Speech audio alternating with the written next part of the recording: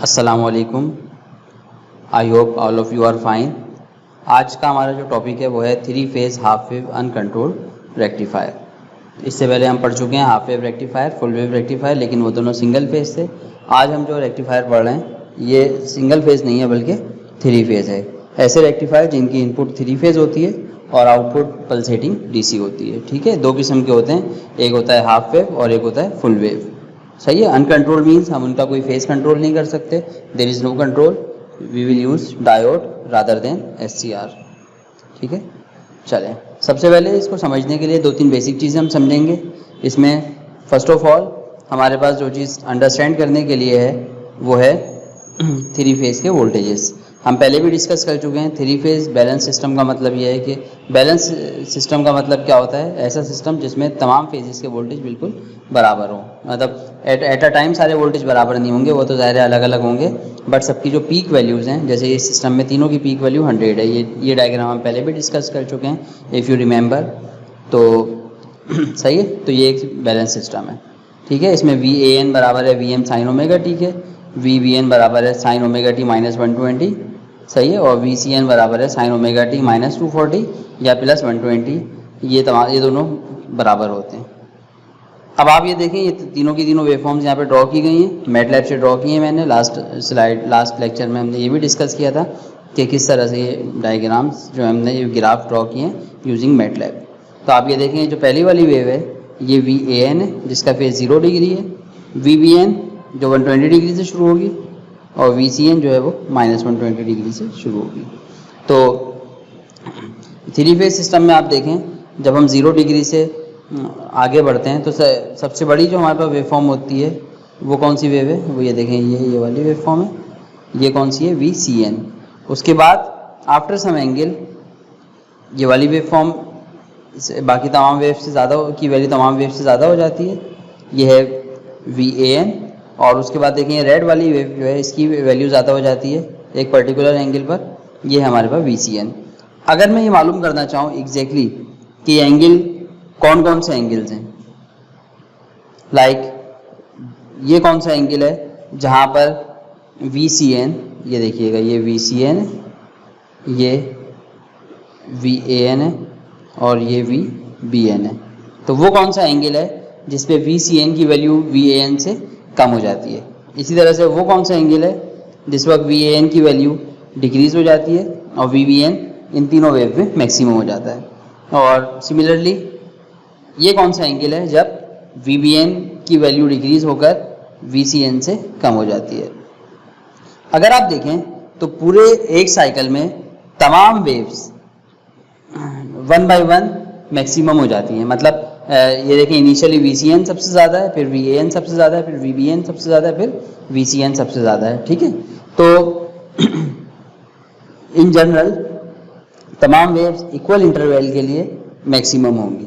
That is अगर total cycle हमारा 360 degree है तो उसमें VAN भी 120 डिग्री के लिए, VBN भी 120 डिग्री के लिए और VCN भी 120 डिग्री के लिए मैक्सिमम होगी। ठीक है, तो आइए मालूम करते हैं कि ये कौन सा एंगल है जिस पर VCN की वैल्यू डिक्रीज होकर VAN से कम हो जाती है, यानी पॉइंट नंबर 1 और पॉइंट नंबर 2 पे कितना एंगल होगा, पॉइंट नंबर 3 पे कितना एंगल होगा, एंड सो ऑन। इसको समझने के लिए मैंने एक एक्सेल पे टेबल बनाया है। इस टेबल में देखें, सबसे पहले कॉलम में थीटा है in degree, 0, 30 degree, 60 degree, 90 degree से लेकर 360 डिग्री तक, और उसके आगे तीन जो कॉलम्स हैं उनमें मैंने VAN, VBN और VCN जो है उसकी वैल्यूज़ प्लॉट करी हैं 30 डिग्री के डिफरेंस से। तो सबसे पहले देखें, सबसे पहले कॉलम में मैंने VAN प्लॉट किया है। 0 डिग्री पे VAN की वैल्यू 0 है, 30 डिग्री पे साइन 30.5 होता है, 60 डिग्री पे 0.866, 90 डिग्री पे 1, 120 पे 0.866, 150 पे 0.5, 180 पे 0, 210 पर अगेन -0.5। देखें, जो स्टैंडर्ड साइन वेव होती है VAN स्टैंडर्ड साइन वेव है जिसका एंगल 0 डिग्री है। तो 0 से लेकर 360 तक पॉजिटिव है और 0 से 180 तक पॉजिटिव है और 180 से 360 तक ये नेगेटिव है। इसी तरह से अगर आप यहाँ पर देखें तो VBN 120 डिग्री का फेज है इसका। तो आप ये देखिए कि 120 डिग्री पे 0 है और उसके बाद ये आहिस्ता आहिस्ता इंक्रीज हो रही है, 120 से 300 तक पॉजिटिव है और उसके बाद ये नेगेटिव हो जाएगी। इसी तरह से VCN प्लॉट किया है, ये प्लस 120 डिग्री का फेज है या माइनस 240 डिग्री का। तो आप ये देखें 0 डिग्री पर सबसे बड़ी वैल्यू है VCN की, 30 डिग्री पे भी VCN की सबसे बड़ी वैल्यू है, लेकिन 30 डिग्री वो इंस्टेंट है जब VAN और VCN इक्वल हो जाते हैं। ये देखिए पिछली डायग्राम से भी ये चीज़ क्लियर हो रही है।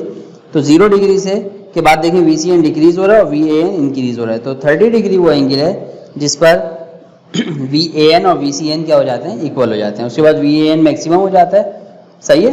और 150 डिग्री तक यानी 120 डिग्री के स्पैन के लिए VAN मैक्सिमम रहता है। उसके बाद 150 डिग्री से लेकर 270 के लिए VBN मैक्सिमम हो जाता है और 270 से लेकर 360 तक और 0 से लेकर 30 तक। अगर मैं इसको आगे बनाता तो ये 360 से और आगे यानी 390 तक, 270 से 390 तक ये पॉजिटिव मतलब मैक्सिमम होती। Is it okay? तो आप ये देखें क्या कंक्लूजन निकला कि तीनों वेव्स जो होती हैं वो 120 डिग्री के स्पैन के लिए मतलब मैक्सिमम होती हैं दोनों से। 180 हर वेव फॉर्म 180 डिग्री के लिए पॉजिटिव और 180 के लिए नेगेटिव होगी, लेकिन हर 120 डिग्री के स्पैन के लिए एक पूरे साइकिल में 360 में 120 120 120 के लिए तीनों वेव्स 1 बाय 1 इनका मैग्नीट्यूड जो है वो हाईएस्ट होगा बाकी दोनों से। ठीक है,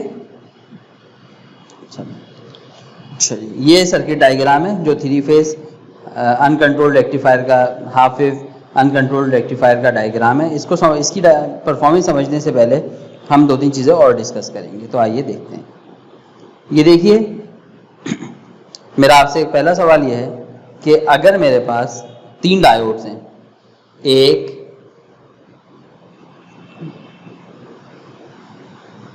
ये 2 और ये 3,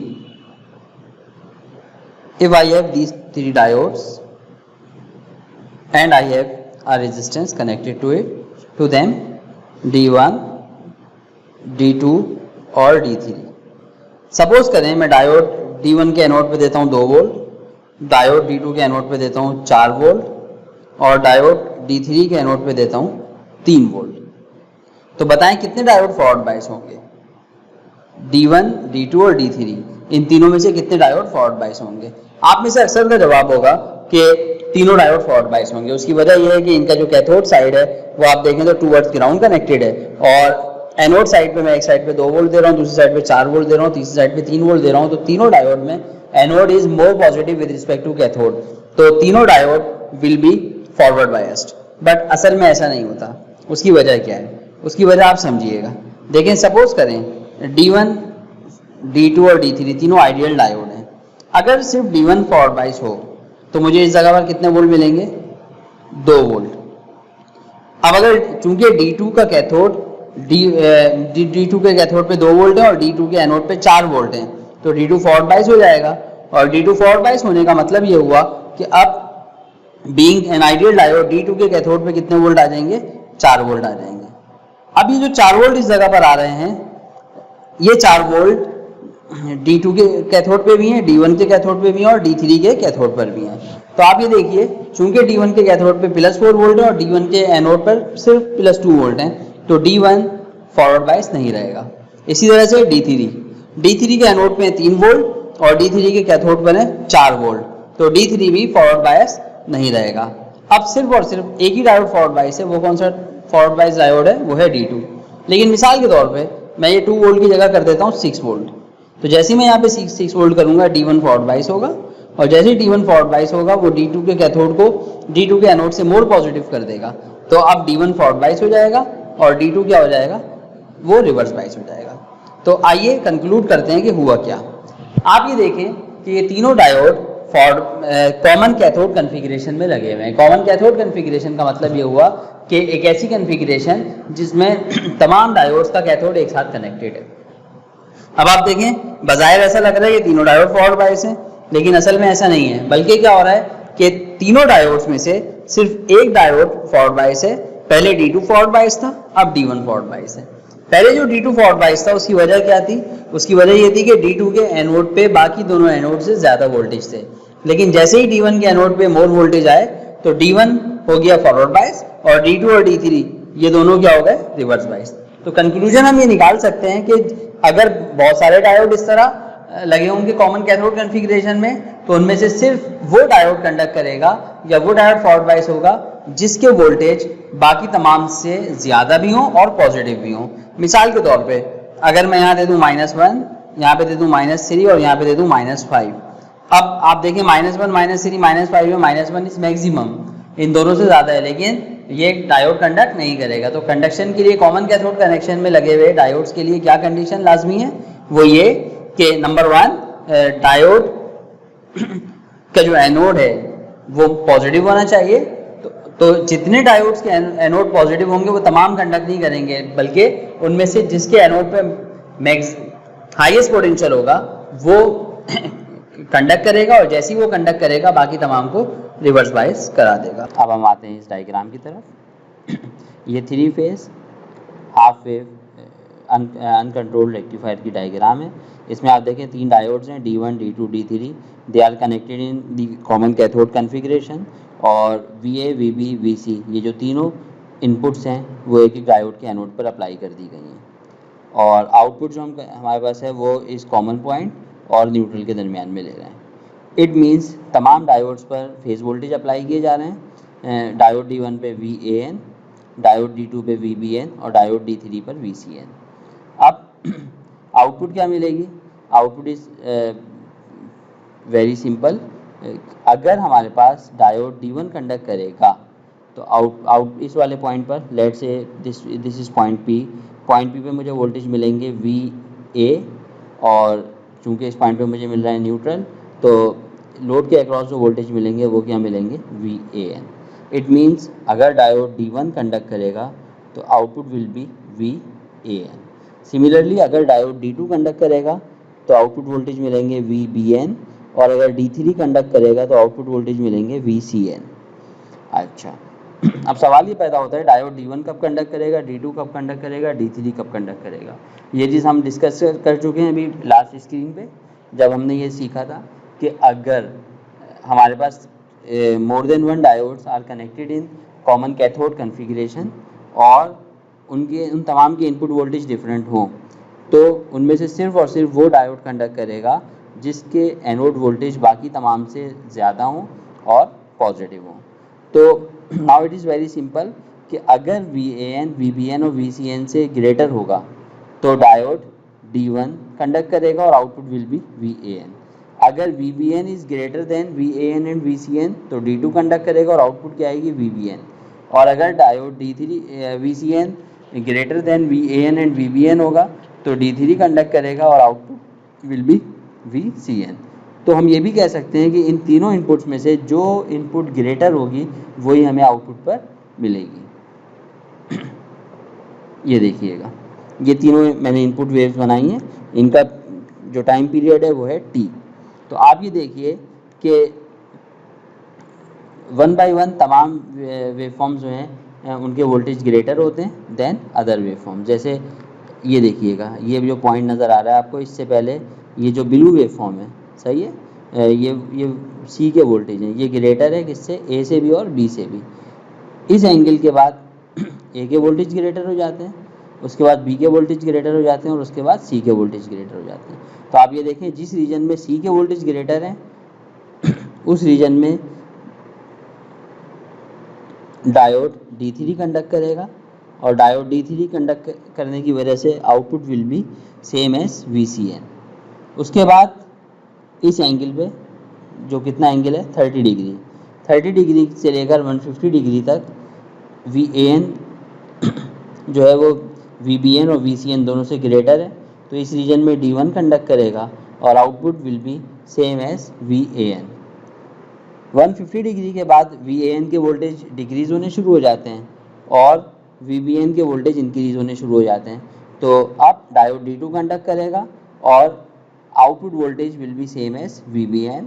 270 से लेकर 390 तक अगेन D3 कंडक्ट करेगा, चूँकि D3 के वोल्टेज यानी इनपुट वोल्टेज VCN बाकी दोनों डायोड्स के इनपुट वोल्टेज से ग्रेटर होंगे। तो आप ये देखें हर डायोड 120 डिग्री के लिए इसमें कंडक्ट करेगा और आउटपुट वेवफॉर्म हमारे पास जो बन रही है वो आपके सामने ड्रॉ हुई है। अच्छा, अब इसमें से कई चीज़ें नोट करने की हैं। सबसे पहली चीज़ तो है आउटपुट की फ्रीक्वेंसी। आप ये देखें कि इनपुट के एक कंप्लीट साइकिल में, यानी 0 डिग्री से लेकर 360 डिग्री तक, यानी एक कंप्लीट ऑल्टरनेशन में आउटपुट पे 3 साइकिल, अगर मैं यहाँ से भी काउंट करूँ, 2 तरीके हैं, या तो मैं 30 से 390 डिग्री तक काउंट कर लूँ या 0 से 360 तक काउंट कर लूँ। तो आई थिंक 30 से 390 वाला जो रीजन है वो इसलिए बेहतर है कंसिडर करना कि उसमें 3 कंप्लीट पीक मिल रही है मुझे। तो आप ये देखें कि अगर इनपुट पे एक साइकिल बन रहा है तो आउटपुट पे कितने साइकिल बन रहे हैं, 3 cycle.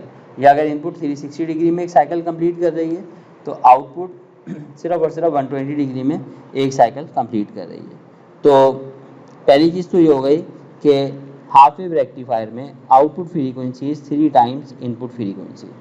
It means if we are applying a 50 hertz input signal then output will be 150 hertz. अच्छा, एक चीज़ आप ये देखें, जितना रिपल फ्रीक्वेंसी ज़्यादा होती है उतना बेहतर होता है, इसलिए कि उसको फ़िल्टर आउट करना उतना आसान होता है। तो पहली चीज़ तो ये हो गई। फुल वेव रेक्टिफायर जो सिंगल फेस का होता है वो भी अगर आपको याद हो तो उसमें आउटपुट फ्रीक्वेंसी कितनी होती है, 2 टाइम्स इनपुट। और हाफ वेव में कितनी होती है, output frequency is same as input frequency. तो पहली चीज़ तो ये हो गई। दूसरी चीज़ आप ये देखें, ये जितने भी सिंगल फेस के रेक्टिफायर्स होते हैं उसमें आउटपुट 0 और वीएम के बिटवीन वेरी करती है, यानी पीक टू पीक जो आउटपुट का है वो वीएम होता है। लेकिन यहाँ पर आप ये देखें कि आउटपुट, अगर इनपुट की पीक वैल्यू वीएम है तो इस पॉइंट पे तो मुझे मिलेंगे वीएम वोल्टेज, और इस पॉइंट पे जो वोल्टेज मिल रहे हैं वो है 0, ठीक है।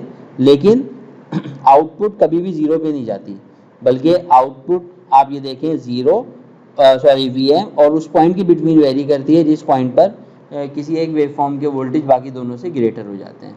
मिसाल के तौर पर अगर मैं इस वाले पॉइंट की बात करता हूँ तो इस पॉइंट पे मैं वोल्टेज पॉइंट कर सकता हूँ बड़ी आसानी से, क्योंकि मुझे इसका एंगल पता है। इस वक्त कितना एंगल है, 30 डिग्री। और चूँकि वी ए जो है वो स्टैंडर्ड साइन वेव है जिसकी इक्वेशन है V M sine omega T. तो अगर मैं बात करता हूँ omega T is equal to 30 degree पे, तो 30 डिग्री पर वी ए कितना हो जाएगा, वी एम साइन 30 डिग्री, और साइन 30 कितना होता है 1/2, तो output will be V M upon 2 या 0.5 वी एम। तो आप ये देखें इस पॉइंट पे जो वैल्यू है वो 0.5 वी एम है और पीक वैल्यू कितनी है, वी एम है। तो हाफ वेव, ये जो 3 फेज का हाफ वेव रेक्टिफायर है इसमें आउटपुट वोल्टेज 0.5 वी एम और वी एम के दरमियान में वेरी करेंगे, जबकि सिंगल फेज के जो रेक्टिफायर्स होते हैं उसमें आउटपुट वोल्टेज 0 और वी एम के बिटवीन वेरी करते हैं।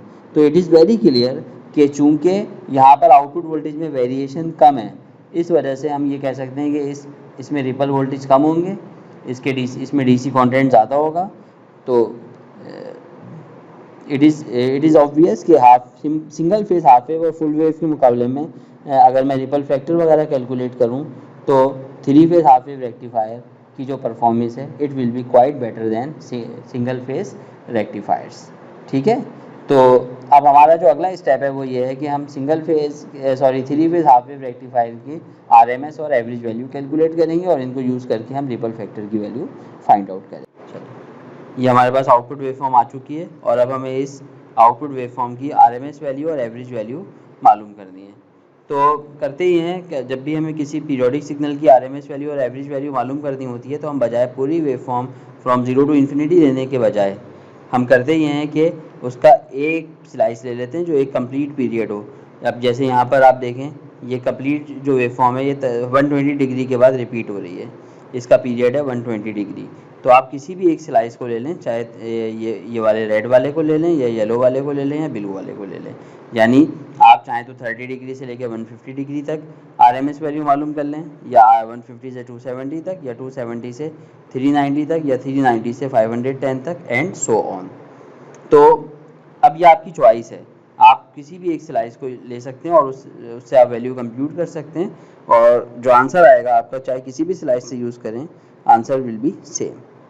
तो अब अपनी आसानी के लिए हम चूज़ करेंगे VAN। वजह क्या है, VAN या वो आउटपुट का रीजन जिसमें आउटपुट पे VAN मिल रहा है, वो अगर हम यूज़ करें तो बेहतर होगा। उसकी वजह ये है कि VAN एक स्टैंडर्ड साइन वेव है जिसका पीरियड 0 डिग्री है और उसकी एक्सप्रेशन सबसे सिंपल है, यानी simple VA is equal to VM sine omega T.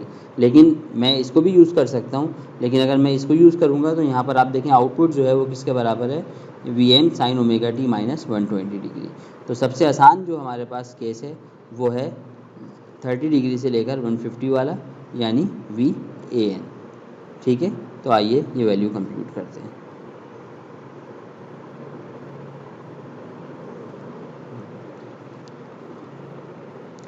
आपको पता है कि एवरेज वैल्यू का जो फॉर्मूला है वो क्या है,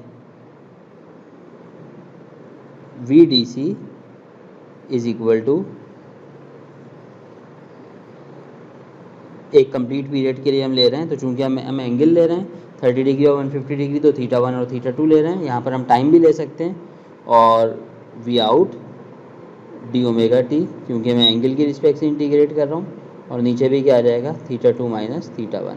अगर मैं टाइम लेता तो लिखता T1 टू T2, और नीचे लिखता T2 माइनस T1, और इंटीग्रेट भी करता विद रिस्पेक्ट टू टाइम।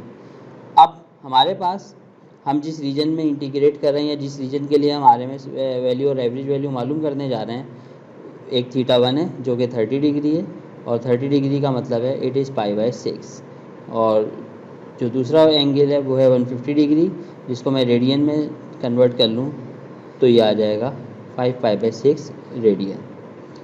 इस रीजन के लिए V आउट बराबर है VAN के, और VAN is equal to VM sine omega T. तो आइए ये तमाम वैल्यू सब्स्टिट्यूट कर देते हैं, तो ये हो जाएगा हमारे पास π/6 to 5π/6 VM sine omega t d omega t whole divide by 5π/6 minus π/6। अब ये VM कांस्टेंट है, it can be taken outside. 5π/6 में से π/6 माइनस कर दीजिए, आंसर आ जाएगा 4π/6। 2 से कैंसिल होके बच जाएगा 2/3। अब अंदर बचा sign omega T. Sign omega T को इंटीग्रेट कर लीजिए, साइन का इंटीग्रल होता है माइनस का कॉस ओमेगा टी, और लिमिट आ जाएगी π/6 से लेकर 5π/6 तक। माइनस साइन भी बाहर निकाल दीजिए और इस 3 को ऊपर ले जाइए, तो ये हो जाएगा -3VM/2π कॉस ओमेगा टी की जगह पहले अपर लिमिट लिख देते हैं 5π/6 माइनस लोअर लिमिट लिख देते हैं कॉस π/6। ये हो जाएगा -3VM/2π कॉस 5π/6, यानी कॉस 150 डिग्री होता है माइनस का √3/2, और कॉस π/6 होता है √3/2। माइनस √3/2 और माइनस √3/2 हो जाएगा माइनस का √3।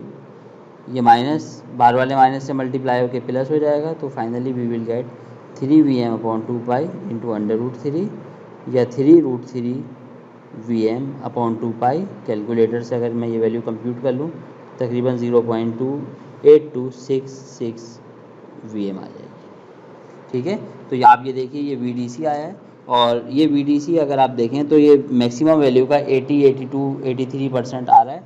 दैट इज़ मतलब कहना चाहिए कि काफ़ी बड़ी वैल्यू आ रही है, जो ये इंडिकेट कर रही है कि इसके अंदर जो रिपल है, रिपल कंटेंट है वो बहुत कम है।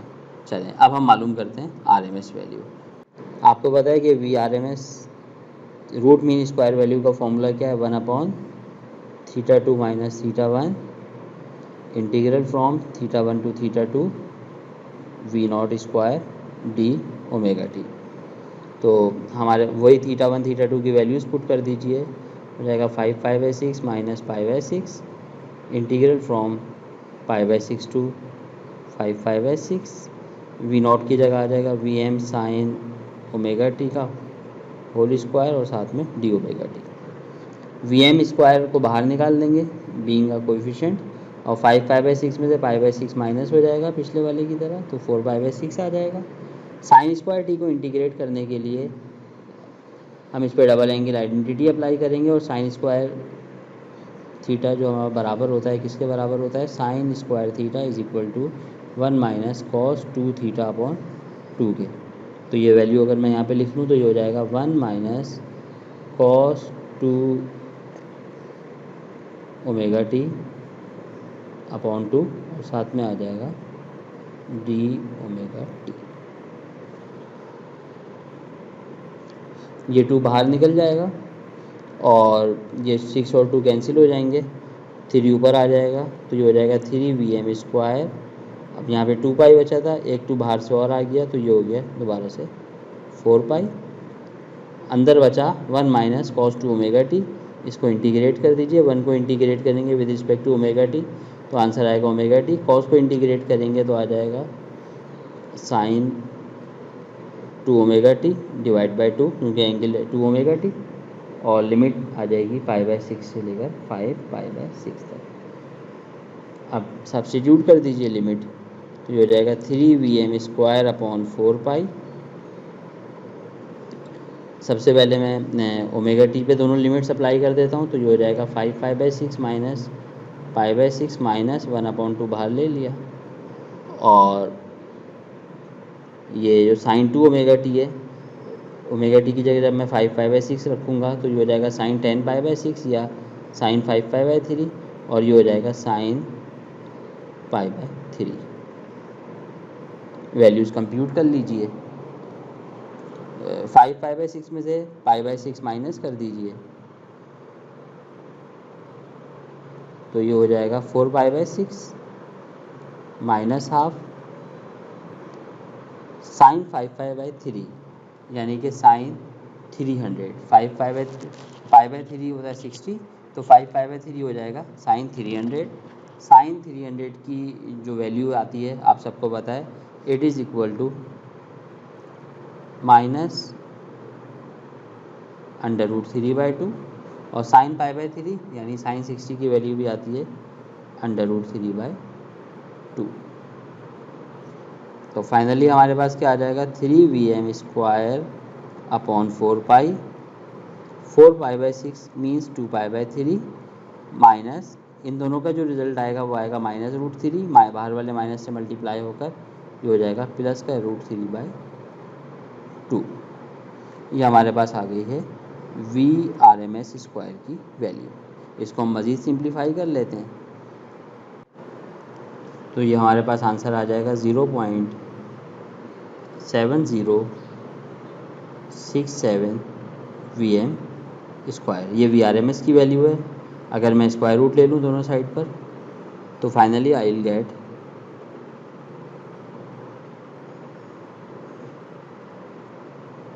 VRMS इज इक्वल टू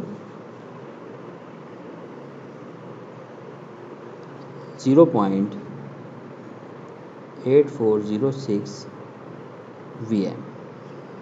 ठीक है, तो RMS की वैल्यू आ गई। अब आप देखें VDC और VRMS में बहुत मामूली सा डिफरेंस है, वो है 0.8266 और ये है 0.8406 VM।